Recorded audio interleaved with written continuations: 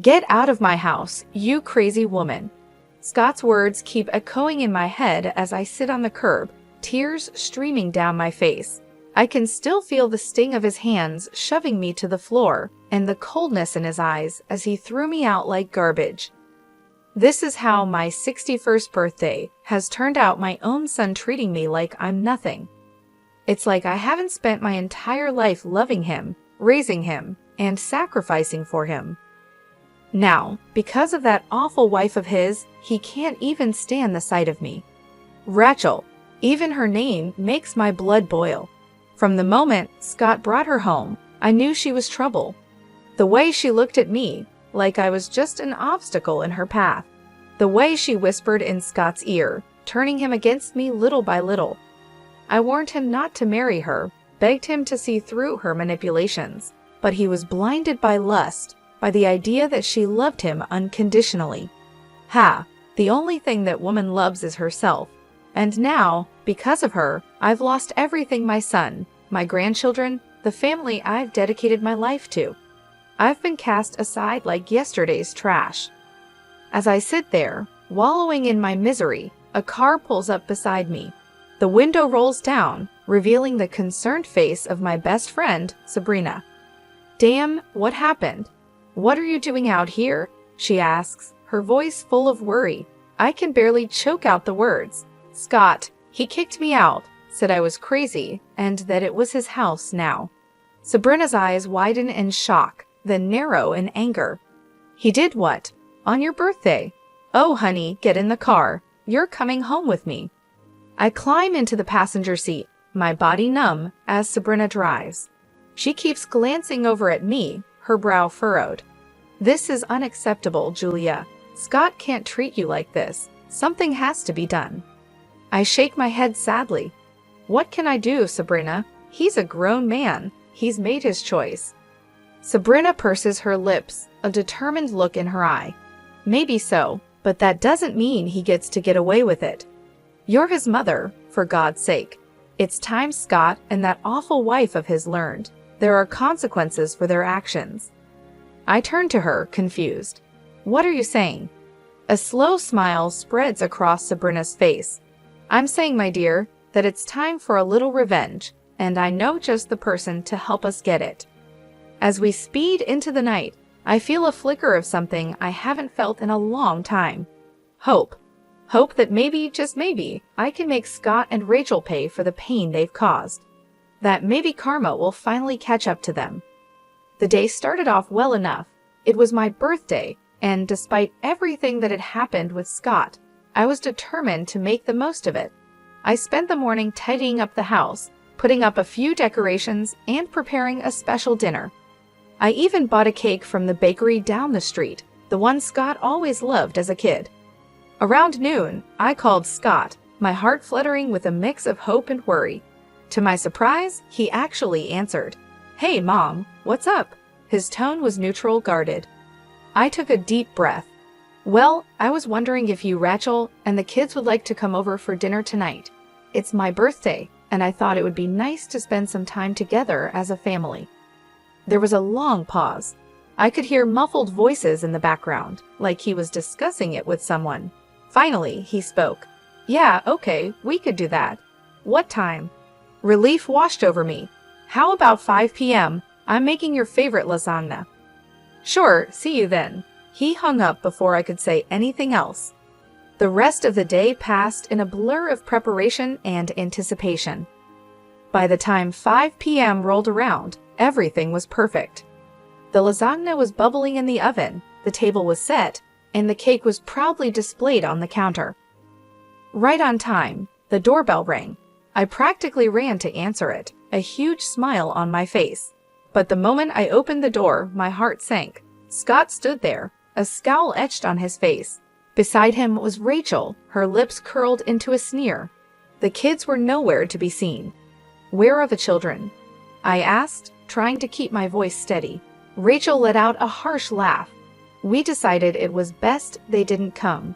Wouldn't want them exposed to any more of your toxic influence." I felt like I'd been slapped. "Toxic influence? What are you talking about?" She stepped forward, jabbing a finger at me. Don't play dumb, Julia.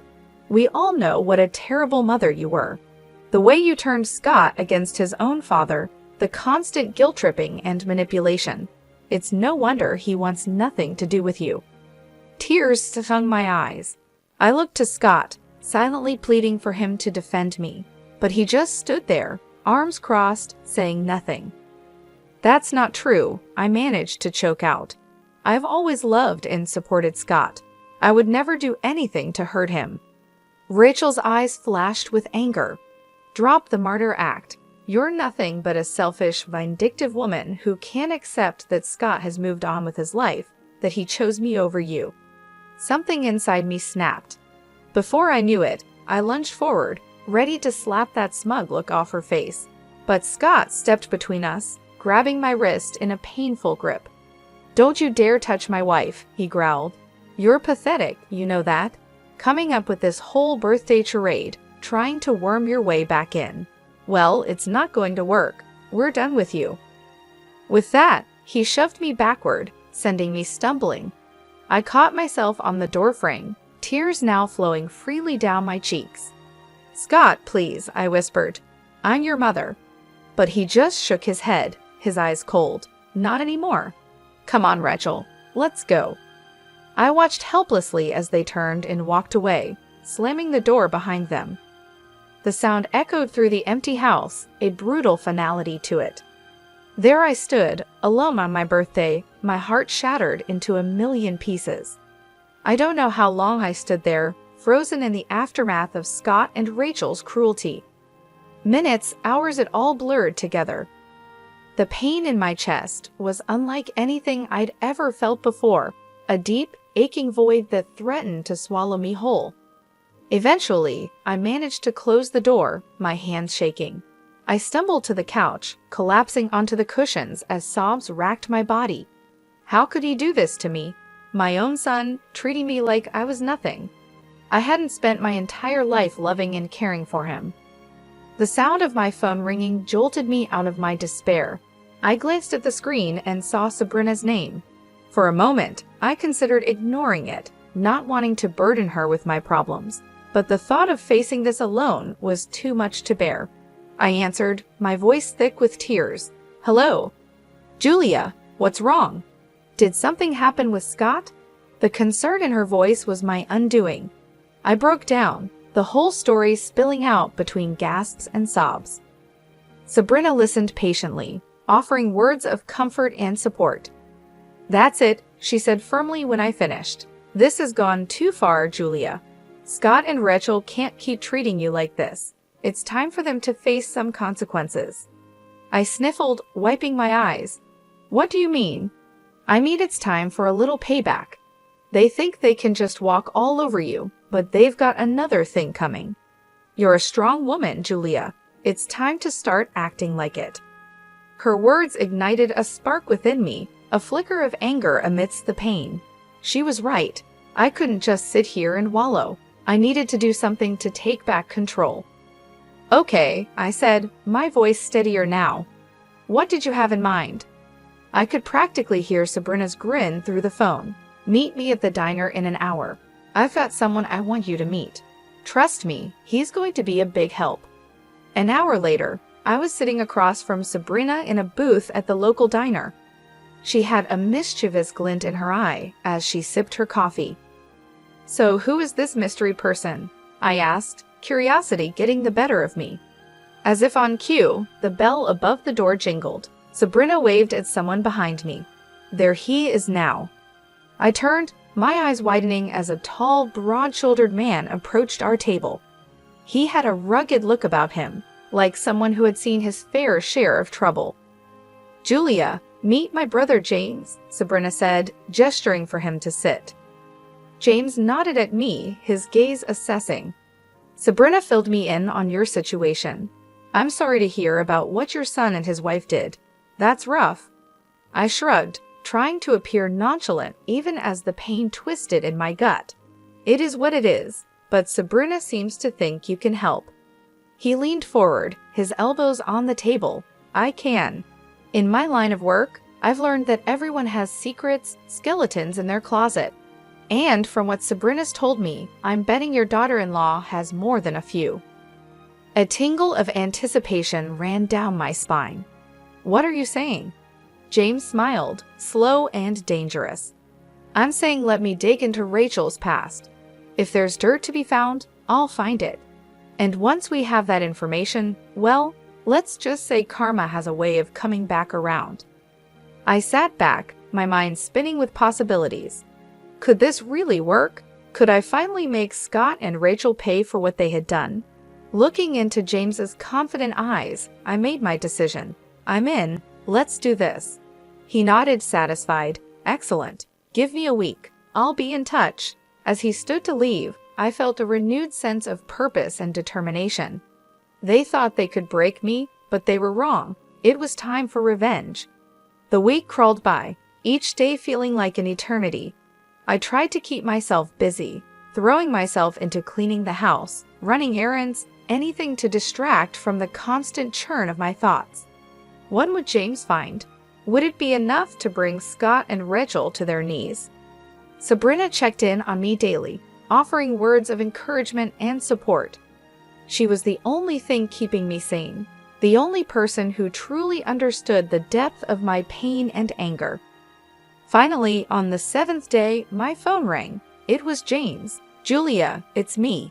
I've got something. Can you meet me at my office in an hour? My heart leaped into my throat. Of course, I'll be there. I arrived at James' office with 10 minutes to spare, my nerves jangling. Sabrina was already there, pacing the small waiting area.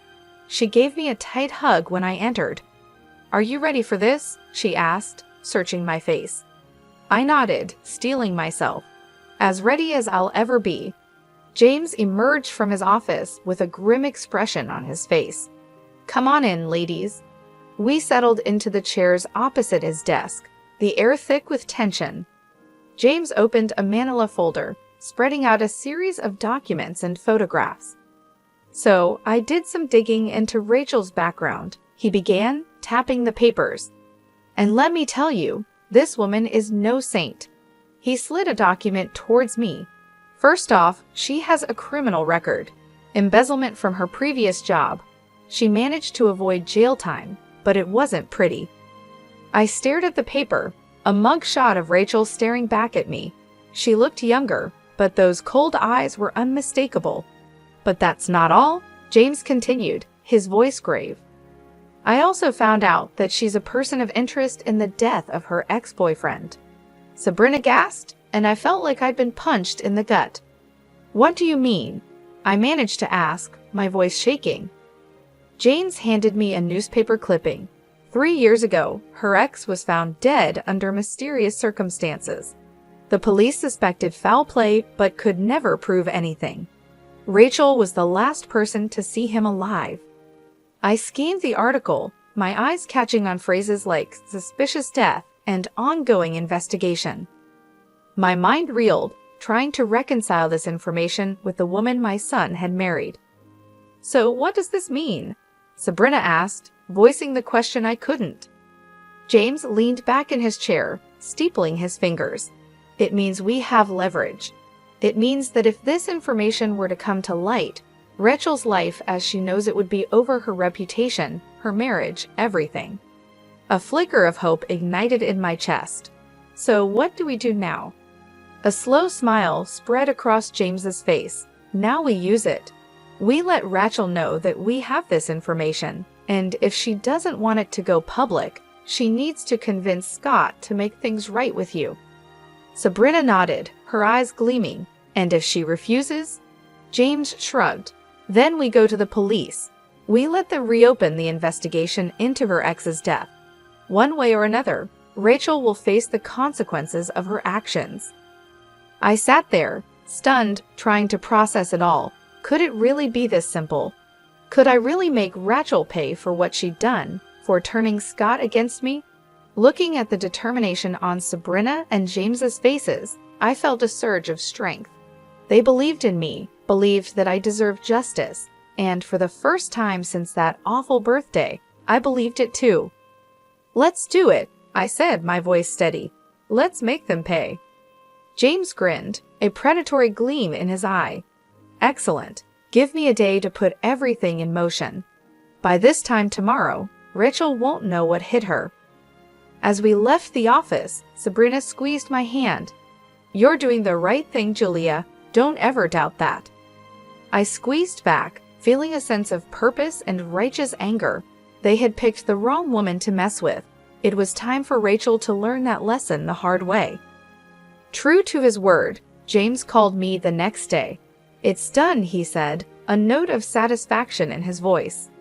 I sent all the information to Rachel, along with a little message letting her know that if she doesn't want it to go public, she needs to convince Scott to make amends with you.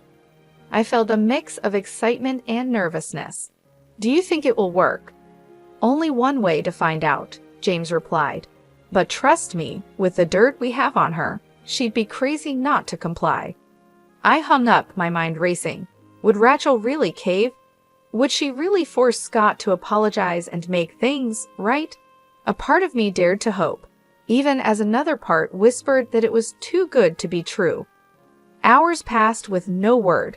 I paced my living room, jumping at every sound, convinced it was the doorbell or the phone. But as evening fell, there was still nothing. Just as I was about to give up and go to bed, there was a pounding at the door.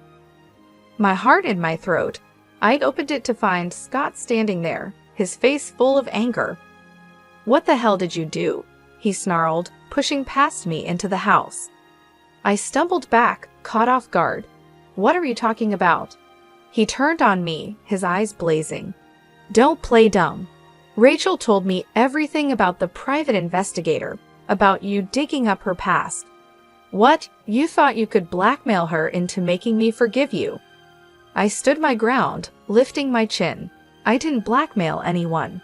I simply let her know that her actions have consequences, that she can't just destroy my life and get away with it. Scott let out a harsh laugh. Destroy your life? Are you serious? You're the one who's trying to destroy our marriage, our family. First with your constant guilt-tripping and manipulation, and now this. Anger surged through me, hot and bright. I'm not the one who turned you against me, Scott. That was all Rachel. She's poisoned you. Can't you see that? She's a criminal, a liar, maybe even a murderer. For a moment, Scott looked stunned.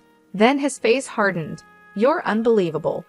You really think I'm going to believe your crazy accusations over my own wife, the mother of my children? They're not accusations. They're facts. James found proof. I don't care what your little detective friend found, Scott roared. Rachel is my wife, and I trust her. I love her, and nothing you say or do is going to change that. Tears stung my eyes, blurring my vision. So that's it then? You're choosing her over me, your own mother? Scott's jaw clenched. You made that choice for me the moment you decided to pull this stunt. I'm done with you, Mom. Done with your lies, your schemes, all of it. He turned to leave, and panic seized me. I couldn't lose him, not like this. Scott, please, I called out, but he was already gone, slamming the door behind him. The finality shook me to my core. I sank to the floor, sobs tearing from my throat. It wasn't supposed to happen this way. The truth was supposed to set me free, to bring Scott back to me. Instead, it had only driven him further away.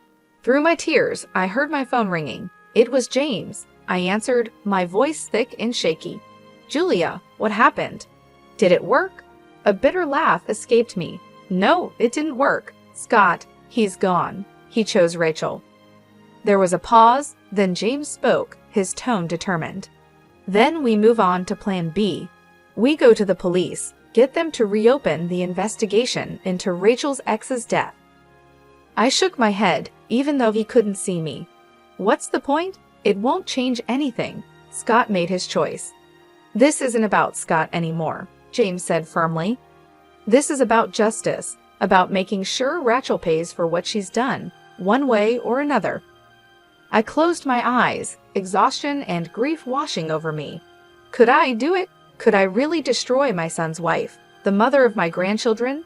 But then I remembered the look in Scott's eyes, the venom in his voice, the way Rachel had smirked so smug and self-satisfied. They had brought this on themselves, and now they would face the consequences. "Okay," I whispered, a new resolve hardening in my chest. "Let's do it. Let's make her pay." The next few days were a blur of activity. James and I gathered all the evidence he had collected, organizing it into a neat package to present to the police. Sabrina was a constant presence, offering support and encouragement when my resolve wavered. Finally, the day arrived. We walked into the police station, heads held high, ready to blow the lid off Rachel's sordid past. The detective listened intently as we laid out our case, his brow furrowing as he examined the documents and photographs. When we finished, he sat back, a grim expression on his face. "This is serious stuff," he said, tapping the file. "If what you're saying is true, we have grounds to reopen the investigation into Miss Michael's ex-boyfriend's death." I felt a surge of vindication. "It is true, every word of it," I affirmed. The detective nodded. "All right then, leave this with me. I'll get the ball rolling." We left the station, a sense of anticipation thrumming through me. It was really happening. Rachel was finally going to face the music. 5 days later, I received a call from James. "Turn on the news," he said, a note of triumph in his voice. I did as he said, my heart pounding as the anchor's face filled the screen. "Breaking news," she announced, her expression serious. Local woman Rachel Michael has been arrested in connection with the previously unsolved death of her ex-boyfriend, Andrew Huberman. New evidence has come to light, prompting police to reopen the investigation. I watched, transfixed, as they showed footage of Rachel being led out of her and Scott's house in handcuffs, her face a mix of shock and anger. Scott followed behind, looking stunned and lost. A fierce satisfaction burned in my chest. She was finally getting what she deserved. But my joy was short-lived. The news report went on to describe how Scott had to use their savings to post Rachel's bail and hire a lawyer. It was a financial blow, one that would undoubtedly strain their marriage. I should have felt guilty, knowing that I had played a part in their hardship. But all I could think was that it served them right. They had brought this on themselves with their cruelty and deceit. Over the next few weeks, I watched from afar as the drama unfolded. Rachel's arrest made headlines, and the court of public opinion was merciless. Speculation ran rampant about her involvement in her ex's death and what other secrets she might be hiding. Scott put on a brave face, standing by his wife in public, but I could see the toll it was taking. He looked haggard, worn down by the constant scrutiny and whispers. A part of me yearned to reach out, to offer comfort and support, but I hardened my heart, reminding myself of the way he had cast me aside, the vicious words he had hurled at me. He had made his bed, and now he would lie in it. One afternoon, as I was returning from the grocery store, I spotted a familiar figure on my doorstep. It was Scott, his shoulders slumped, his eyes red-rimmed. For a moment, I considered ignoring him, pretending I wasn't home, but curiosity got the better of me. "What do you want?" I asked coldly as I approached, my arms laden with bags.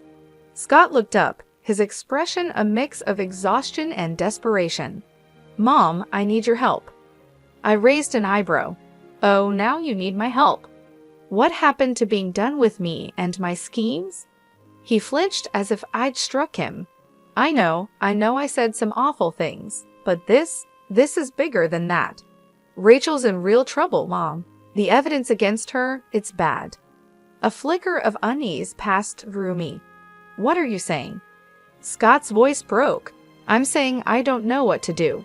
The lawyer fees are bankrupting us, and if Rachel goes to prison, I can't raise the kids on my own. I need you, Mom, please." I stared at him, torn between the urge to comfort him and the desire to lash out. He looked so broken, so defeated.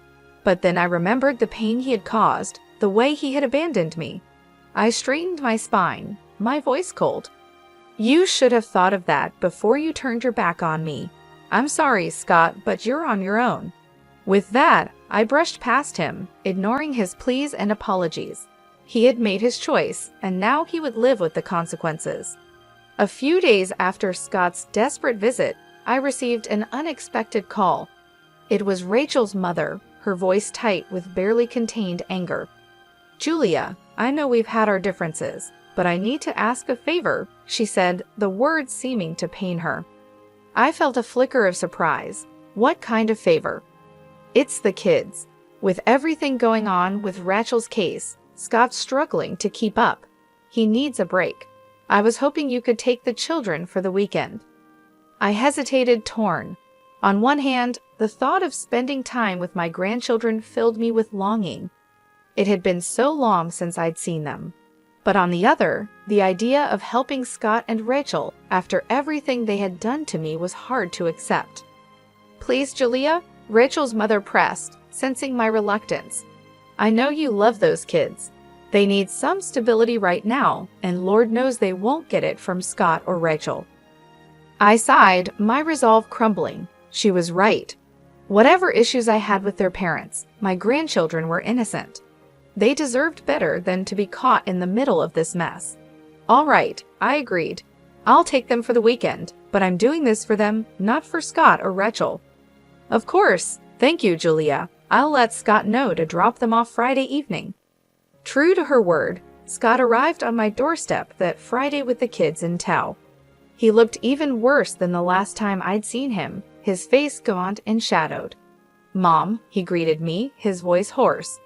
"Thank you for doing this. I really appreciate it." I nodded stiffly, my attention on the children. They looked up at me, their eyes wide and uncertain. "Grandma," my granddaughter cried, breaking into a smile. She rushed forward, wrapping her little arms around my waist. I hugged her back, blinking back sudden tears. "Hello, sweetheart. I've missed you." My grandson was more reserved, hovering by Scott's side. I knelt down, opening my arms. "Come here, buddy. It's okay." Slowly, he stepped into my embrace, his small body trembling. My heart ached for him, for both of them. Scott cleared his throat. "I'll pick them up Sunday evening. If anything comes up, just give me a call." I straightened, meeting his gaze coolly. "We'll be fine. Enjoy your weekend." With a final nod, he left, leaving me alone with the kids. I took a deep breath, forcing a smile. Who wants pizza for dinner? The weekend passed in a blur of laughter, games, and stories. For a little while, I was able to forget the drama and heartache, lost in the simple joy of being with my grandchildren. But all too soon, it was over. Scott arrived to collect the kids, his expression guarded as they gathered their things. "Grandma, can we come stay with you again soon? We had so much fun." My granddaughter tugged on my hand. I smiled, smoothing her hair. "Of course, honey, anytime you want." Scott's jaw tightened. "We should get going. Say goodbye, kids." They hugged me tightly, their little faces sad. I watched as they climbed into Scott's car, my heart heavy. As he prepared to leave, Scott paused, turning back to me. "Listen, Mom, about what they said. I don't want you getting any ideas. This was a one-time thing." I bristled, anger sparking. "Excuse me? You think I'm trying to turn them against you?" "Wouldn't be the first time," he muttered. I saw red. "How dare you?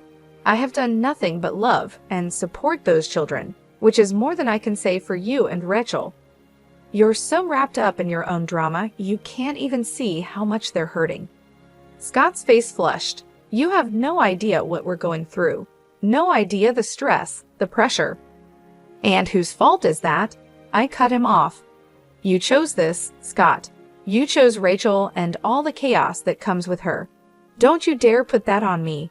He stared at me, his eyes hard. "This isn't over, Mom. I won't let you poison my kids against me the way you did with Dad."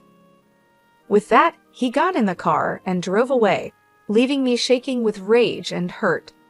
I stood there, watching until the car disappeared from view, a cold determination settling over me. If Scott wanted to play hardball, then so be it. I was done playing nice. It was time to end this once and for all. The day of Rachel's trial arrived, cold and gray. I dressed with care, choosing a somber black suit that radiated quiet authority. Sabrina picked me up, her face set with grim determination. "Are you ready for this?" she asked as we drove to the courthouse. I nodded, my jaw tight. I've been ready for a long time. We met James on the steps, his expression serious. I've got a surprise for you, he said, leading us inside. I tracked down Andrew Huberman's family. They're here to testify. I felt a surge of gratitude and vindication. With their testimony, Rachel's fate would be sealed. The courtroom was packed, the air thick with tension. I took my seat behind the prosecutor's table, my heart pounding as Rachel was led in, her wrists and ankles shackled. She looked pale and drawn, but her eyes still glittered with malice when they met mine. Scott sat stiffly beside her, his face a mask of conflicting emotions. I looked away, focusing on the judge as he called the court to order. The trial was grueling and emotional. The prosecutor laid out the evidence against Rachel in damning detail, painting a picture of a cruel, calculating woman who would stop at nothing to get what she wanted. But it was the testimony of Andrew Huberman's family that truly sealed her fate. His mother, a frail silver-haired woman, spoke of her son's kind heart, his bright future cut short. His sister wept as she recounted Rachel's controlling, abusive behavior and how she had isolated Andrew from his loved ones. Through it all, Rachel sat stone-faced, her eyes cold and empty. Scott grew more and more agitated, his knee bouncing, his hands clenched into fists. Finally, it was time for the verdict. The jury filed back in, their faces somber. The foreman stood, clearing his throat. In the matter of the state versus Rachel Michael, on the charge of murder in the first degree, we find the defendant guilty. The courtroom erupted in gasps and murmurs. Rachel's face drained of color, her mouth falling open. Scott leaped to his feet, his chair clattering to the floor. "No," he shouted, his voice raw with anguish. "No, this is wrong. She's innocent." The judge banged his gavel, calling for order. "Mr. Michael, control yourself, or I will have you removed from this courtroom." Scott subsided, collapsing back into his seat, his head in his hands. Rachel turned to him, her expression desperate. "Scott, do something. You can't let them do this to me." But Scott wouldn't look at her, his shoulders shaking with silent sobs. The bailiff stepped forward, preparing to lead Rachel away. I watched with a strange mix of emotions swirling within me. Triumph, yes, but also a hollow sort of sadness. It had come to this, my own son broken and humiliated, his love life in ruins. As Rachel was escorted out, she turned back, her eyes locking with mine. In that moment, I saw the depth of her hatred, the venom in her soul. "This isn't over," she hissed, her voice low and deadly. "I'll make you pay for this. I swear it." I met her gaze steadily, unflinching. "You've already paid, Rachel. You made your choices, and now you'll face the consequences. Goodbye." With that, I turned and walked out, my head held high. It was over. Justice had been served. But even as relief washed over me, I couldn't shake the lingering unease. Scott's anguished face haunted me. Had I gone too far? Had my quest for vengeance blinded me to the collateral damage? I shook my head, pushing the doubts aside. No, Scott had made his bed, and now he would lie in it. He had chosen Rachel and turned his back on me. Now he would have to live with the fallout. I stepped out into the cold gray day, drawing my coat tighter around me. It was time to move on, to build a new life for myself. A life without Scott, without Rachel's toxic influence. A life of my own making.